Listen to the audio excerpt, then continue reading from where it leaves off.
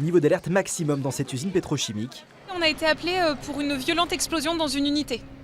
On a énormément de personnes, donc beaucoup de victimes qu'on est en train de qualifier. Il y a des gens qui sont au sol et il y a des gens en fait qui sont en hauteur. Il s'agit d'un exercice en plein cœur de la très sensible zone industrielle du Havre, où 16 entreprises sont classées Seveso. 250 personnes sont mobilisées pour venir en aide aux 40 fausses victimes dans les conditions du réel. On emmène une patiente, une grande brûlée, qui est intubée, ventilée. On l'emmène dans un service adapté pour assurer la prise en charge parce qu'elle est très très grave.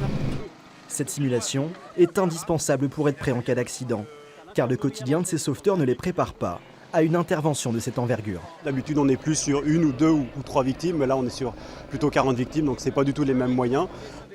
Il est très rare qu'autant de personnes soient mobilisées, et tous ces intervenants doivent apprendre à se connaître et à se comprendre.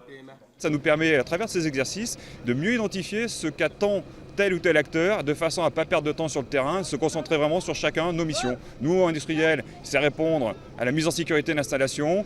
Les pompiers vont prendre en charge les victimes, les autorités vont communiquer auprès des populations. Donc toute cette chaîne va pouvoir se tester de façon très pratique et opérationnelle. L'exercice simule un accident, mais avec la série d'attentats qui frappent l'Europe, difficile de ne pas faire le rapprochement entre ce scénario et une possible attaque terroriste. Il prend un relief particulier dans le contexte où nous sommes, mais la cause, à la limite, est indifférente.